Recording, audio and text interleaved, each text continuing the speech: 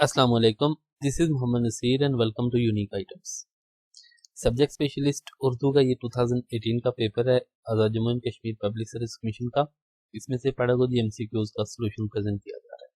तो चलिए शुरू करते हैं। फर्स्ट क्वेश्चन है, every system of education is based on, यानी कि किसी भी कौम का जो सिस्टम ऑफ एजुकेशन है ना, तालीम का निज़ाम है, that is based on ideology, intellectual development, social development, skill development. तो ये किसी भी मुल्क का जो सिस्टम ऑफ एजुकेशन है that is dependent on ideology, यानी उसके नज़रिए पे डिपेंड करता होता है। आइडियालॉजी किसी कौम को उसकी आइडेंटिटी देता है, शनाख्त देता है। तो इस तरह से जो एजुकेशन सिस्टम है वो उससे इन्फ्लुएंस्ड होता है। Expected life outcomes from education are termed as, life outcomes क्या होते हैं, यानी कि आपके जो ऑब्जेक्टिव्स होते हैं, आपके जो मकासद होते हैं एजुकेशन से, क्या आपने लाइफ आउटकम्स लेने, उनको आप कह सकते हैं लर्निंग, एम, इवैल्यूएशन, पेडागोजी। तो लाइफ आउटकम्स को आप एम्स कह सकते हैं, आपके जो मकासद हैं वो कह सकते हैं। Being the science of wisdom philosophy aims at, क्योंकि फिलॉसफी साइंस ऑफ विजडम है तो वो क्या चीज देखती है, search for activity, probability, reality, utility. तो फिलॉसफी जो है तो वो देखती है कि रियलिटी क्या है, हकीकत क्या है, इस पे वो सर्च आउट करती है। ये study of fundamental nature of knowledge, reality, existence, specially when considered as an academic discipline, इन चीज़ों पे ज़्यादा ये बहस करती है। Education is derived from a Latin word, कौन से लफ्ज से एजुकेशन निकली है, तो ये लफ्ज एजुकेशन, एजुकेयर जो कि लैटिन वर्ड है उससे लफ्ज एजुकेशन निकला है। एजुकेयर मीन्स, एजुकेयर का मतलब है टू ड्रा आउट, यानी कि कोई चीज़ निकालना। How many lesson planning models are there, education system में लेसन प्लानिंग मॉडल्स कितने होते हैं टीचिंग लर्निंग में, तो ये 4 मॉडल्स होते हैं। कौन कौन से मॉडल्स होते हैं, जनरली जो अप्रोचेज होती हैं लेसन प्लानिंग में, उसमें हर्बर्टियन अप्रोच है, यूनिट अप्रोच है, इवैल्यूएशन अप्रोच है और इसके अलावा प्रोजेक्ट अप्रोच। ये 4 अप्रोचेस लेसन प्लानिंग में यूज होती है। नेक्स्ट है कि best education definition is that it is, तालीम की जो बेहतर डेफिनेशन है वो क्या है, the process through for life learning, getting knowledge, growth resulting from experience. तो इसमें जो बेस्ट डेफिनेशन है दैट इज ऑप्शन डी के ग्रोथ रिजल्टिंग फ्रॉम एक्सपीरियंस, तजर्बे की बुनियाद पे आपकी जो ग्रोथ होती है, आप जो सीखते हैं। Basic source for educational objectives, educational objectives का जो बुनियादी सोर्स है ना, कहाँ से आप तालीम के मकासद हासिल करते हैं, human experience, educational psychology, school, professional organisation. तो तालीमी मकासद जो है ना वो ह्यूमन एक्सपीरियंस, यानी कि इंसानी तजर्बे की बुनियाद पे वो तालीम के मकासद वो रखे जाते हैं। The purpose of formal education is to, according to Crow and Crow ये एजुकेशनिस्ट हैं, उनके अकॉर्डिंग फॉर्मल एजुकेशन का क्या मकसद होता है, इसका मकसद होता है कि make students active and constructive members of society, यानी कि स्टूडेंट्स को एक सोसाइटी के एक्टिव और कंस्ट्रक्टिव तामीरी मेंबर्स बनाना, ये क्रो एंड क्रो के अकॉर्डिंग तालीम का मकसद होता है basically. Determining the aim of education is responsibility of, तालीम का क्या मकसद होना चाहिए, ये कौन इसको डिटर्मिन करता है, कौन इसको देखता है, पेरेंट्स, टीचर्स, स्टूडेंट्स, सोसाइटी। तो ये सोसाइटी देखती है कि एजुकेशन का मकसद क्या होना चाहिए। The real goal of education should be, तालीम का असल मकसद क्या होना चाहिए, securing certificate, acquiring skill, habits and knowledge, training to make a living, यानी कि रोजगार, और मास्टरी ऑफ सब्जेक्ट मैटर। तो ये जो है ना मोस्ट इंपॉर्टेंट जो इसमें एजुकेशन का गोल है वो acquiring skill, habit and knowledge, ये इसका ट्रू आंसर आ जाता है।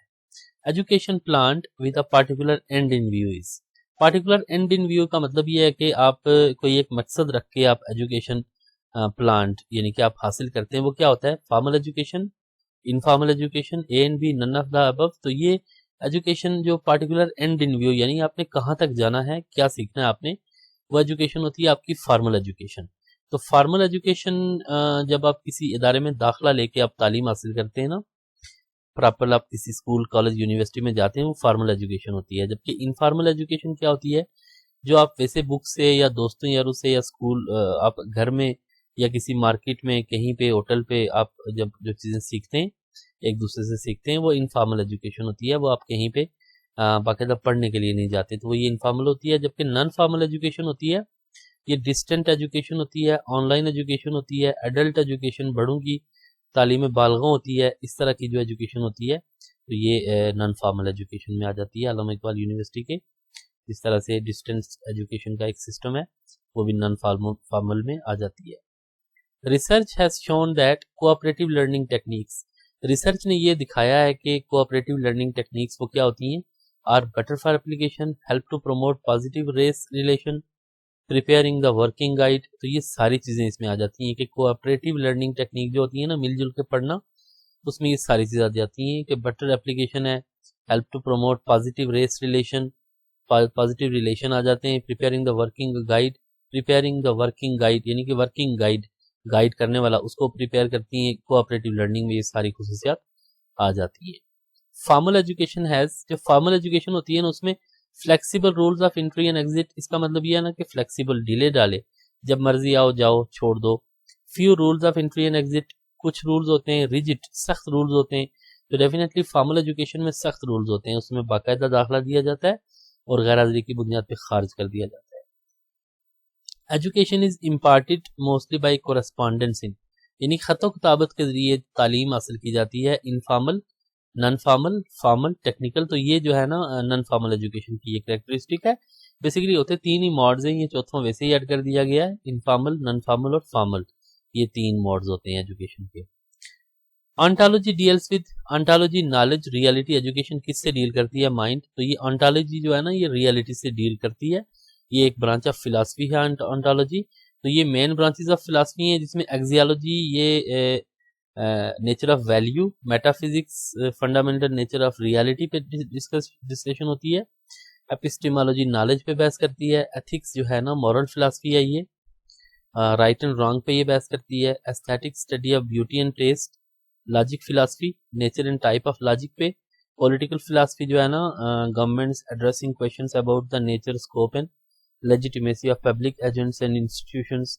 और ऑन्टोलॉजी जो है ना ये मेटाफिजिक्स की ही ब्रांच है जो कि देखती है रियलिटी को, एग्जिस्टेंस को, किस तरह से चीज़ें बनती हैं, ठीक है, study of being as well as related concept such as existence, becoming and reality, ये डिफरेंट ब्रांचेस ऑफ फिलासफी है। इसका आपको ये पता होना चाहिए कौन सी ब्रांच जो है ना किस टॉपिक पे डिस्कशन होती है उसमें। Teacher behaviour ought to be, एक टीचर का बिहेवियर कैसा होना चाहिए, एडमिनिस्ट्रेटिव, स्ट्रांग, आइडियलिस्टिक, ऑटोक्रेटिक। अब देखें ना ऑटोक्रेटिक होता है बड़ा सख्त, आइडियलिस्टिक, स्ट्रांग भी सख्त होता है, एडमिनिस्ट्रेटिव ये तो टीचर एडमिनिस्ट्रेशन, बच्चों को एडमिनिस्ट्रेशन उस सेंस में तो नहीं होता, ये एडमिनिस्ट्रेशन तो एक फॉर्मल स्ट्रक्चर ऑफ अथॉरिटी होती है। तो ये टीचर का बिहेवियर बच्चों के साथ आइडियलिस्टिक होना चाहिए, मिसाली होना चाहिए, सी आंसर आ जाएगा।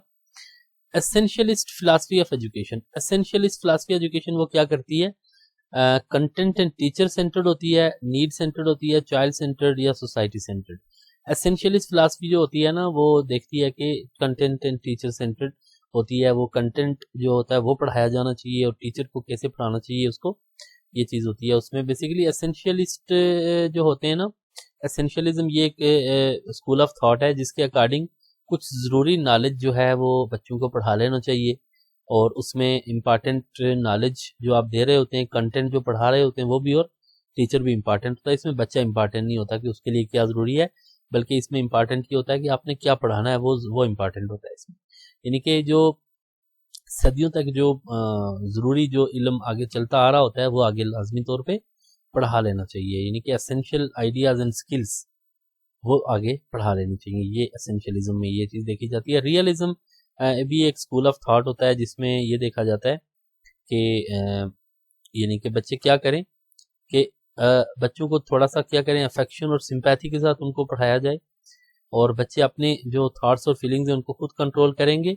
और इस तरह से एसेंशियलिस्ट जो फिलासफी है, ये स्कूल ऑफ थॉट है, ये मॉरल और रिलीजियस एजुकेशन पे भी ज़्यादा फोकस करती है, जबकि जो प्रैग्मेटिज्म स्कूल ऑफ थॉट है तो वो प्रैक्टिकल एजुकेशन पे फोकस होता है उसमें, और उसमें ये देखा जाता है कि बच्चों को वो इल्म सिखा लेना चाहिए जो कि उनकी प्रैक्टिकल लाइफ के लिए जो ज़रूरी हो।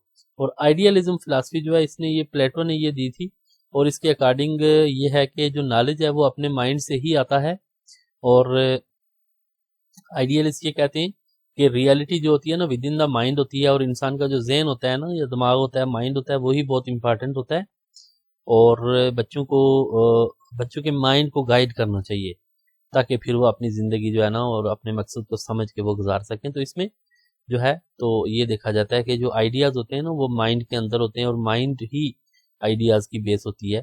तो ये आइडियलिस्ट फिलासफी है।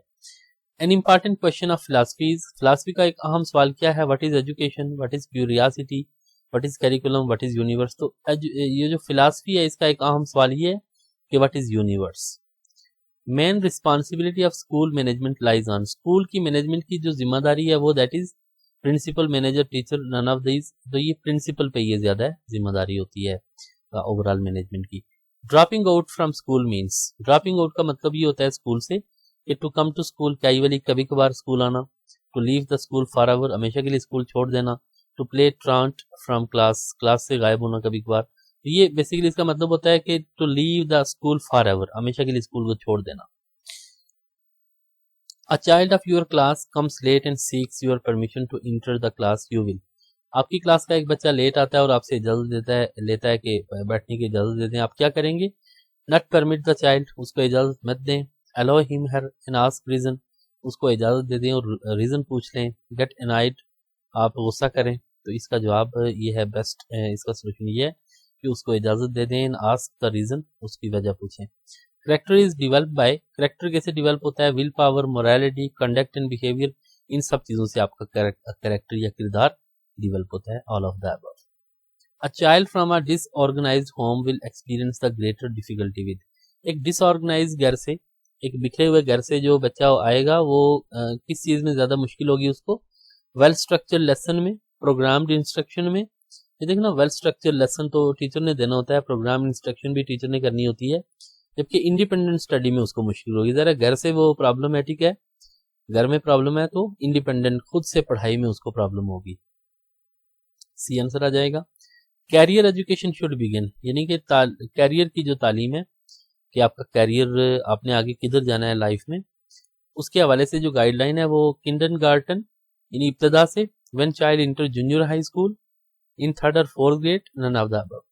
तो ये जो कैरियर एजुकेशन है दैट शुड बिगिन साइकोलॉजिस्ट के अकॉर्डिंग, ये किंडरगार्टन यानी कि केजी से ही शुरू हो जानी चाहिए। तो बहुत बहुत शुक्रिया। इसमें 25 एमसीक्यूज थे। होपफुली आपको इस लेक्चर से कुछ चीज़ें क्लियर हुई होंगी। तो फिर मिलते हैं आपसे किसी नई वीडियो में, तब तक अपना ख्याल रखें। इस चैनल का भी अल्लाह हाफिज़।